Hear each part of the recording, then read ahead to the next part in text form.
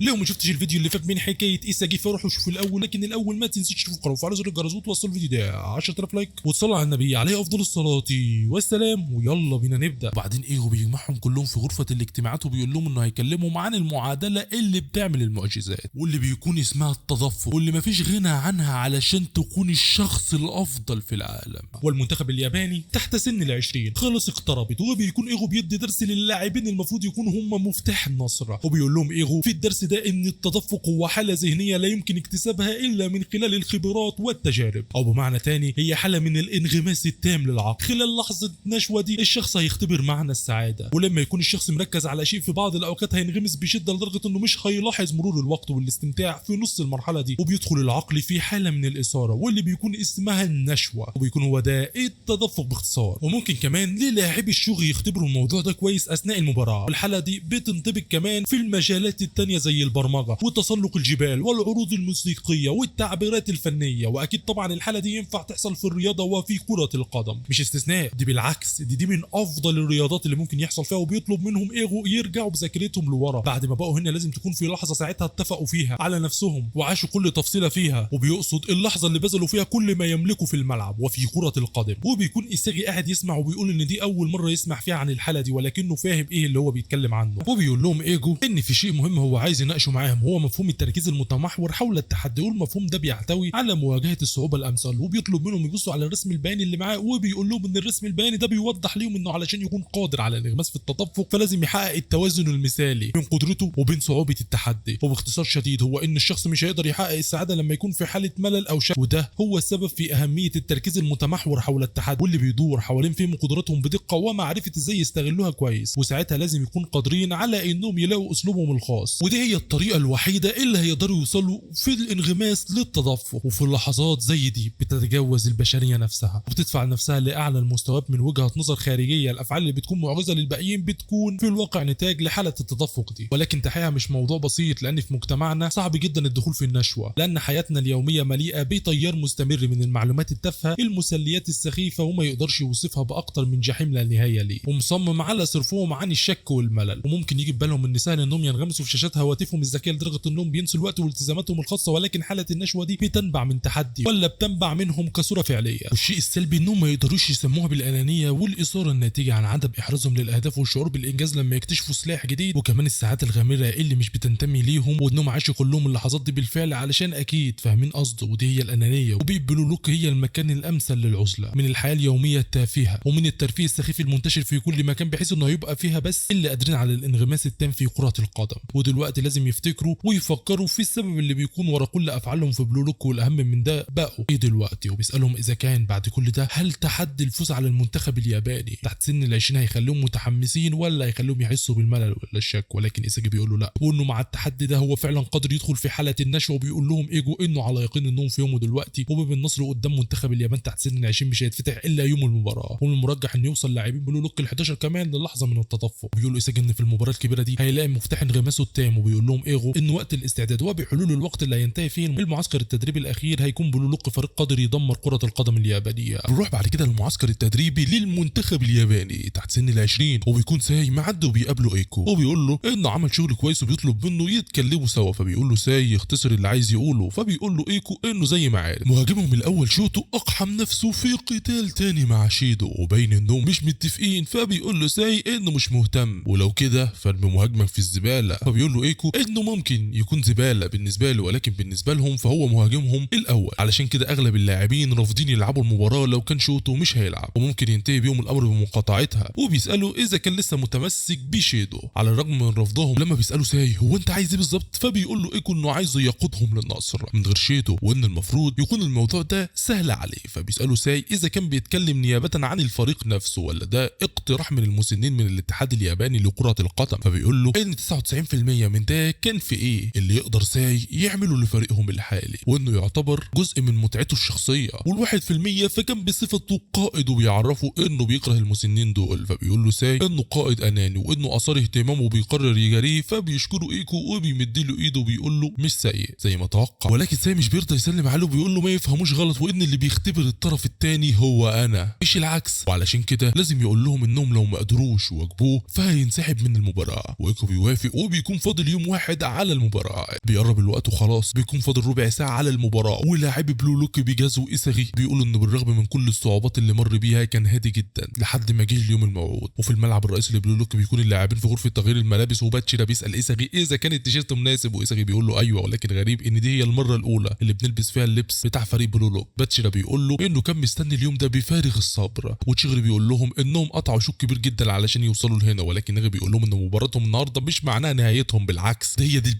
بدايه انطلاقهم. وبعدين بيدخل ايغو وبيتاسف لهم على التاخير، وبيقول لهم انه كان متردد لحد اللحظه الاخيره في اختيار مقاعد البدلاء، وبيوريهم الاسامي اللي وصل ليها واللي هم توكوميتسو، بارو، ريو، جينجو، سيرا، نانسي، هيورو، كورونا، اغراشي، زينيتسو، ايشاغاري وهيراشي. ولكن بيصدمهم بان عندهم 3 تبديلات وبس، وعلشان كده لازم يحافظوا على قوه ثباتهم في المباراه ويكونوا مستعدين للمشاركه في اي لحظه. وبيقول لهم كمان ان عموما خلال الاسبوعين المنصرمين كلهم تمكنوا من انهم يبقوا فريق منظم يتمثل هدفه في الفوز في المباراه، والعالم ما حسش بوجودكم لحد دلوقتي، ودي هتكون الفرصه المثاليه لتقديم نفسكم، وكل شيء مرهون خلال ال 90 دقيقه الجايه. علشان كده لازم تغيروا مسيركم، لانكم هنا اللي هتفوزوا وهتسيطروا بانانيتكم على حقبه كرويه جديده. والكل بيتحمس للمعركه الدمويه، وبيتقابل الفريقين قبل دخول المباراه، ورين وساي بيبصوا في عيون بعض، وكل لاعبي بلو لوك بيكونوا في اقصى درجات الحماس. بيقف جنب ايساجي وبيقول له ان شيدو زميلهم في المباراه مش هيخط الملعب ولو خطوه واحده، وانهم هينهوا امرهم بدون ما يستقبلوا منهم هدف واحد. وإيساجي بيقول لنفسه انه لو خسر النهارده فده معناه نهايه مسيرته الكرويه، وانه طالما عاش الاجواء دي في السابق وكان بيضع كل شيء على المحك، وعلشان كده هو هنا النهارده. وبيدخل الفريقين للملعب وبيتفاجئوا بالجماهير اللي بتهتف والكاميرات والمذيع الرياضي تريسيا اللي بيبدا التعليق اللي بيقول هي دي مباراه العمر اللي خلاص هتبدا، والملعب كله مليان جدا. وبيسال معلق كره القدم ناتسوكي عن استنتاجه للمباراه، وناتسوكي بيقول ان ده هو الجنون بعينه، وده غير مشاركه ساي المعجز اللي لفت انظار العالم. وبيعرضوا تشكيله الفريقين، وبيكون ساي هيلعب في خط الوسط، وبلو لوك بيلعبوا بتشكيله 4-5-1، والمنتخب الياباني بيلعبوا بتشكيله 4-3-3. وبتكون المباراه في ملعب بلو لوك. بيقف ايساجي في الملعب وبيقول انه قطع شوط كبير جدا علشان يوصل للمكان الرائع ده، وانه نفسه السابقه اللي كانت قبل بلو لوك ما كانش تتخيل حتى مشهد زي ده. وبيسال نفسه هيقاتل لاي مدى قدام الحشد الهائل ده، ولكنه بيقول لا، او انه غلط انه يفكر بالطريقه دي، وانه من دلوقتي مش مهم عدد اللاعبين. وقلبه بينبض وبيقول انه محتاج يركز على نفسه ولازم يبقى منغمس في المعركه. ولكن فجاه بيجي رين وبيخبط ايساجي على ظهره وبيساله ايه اللي مخليه متوتر كده، ولكن ايساجي بيقول له ان ده اللي بيسمى الحماس، اللي في اوج حماستي يا رين. بيقول لايساجي رين يلا علشان المعركه بدات.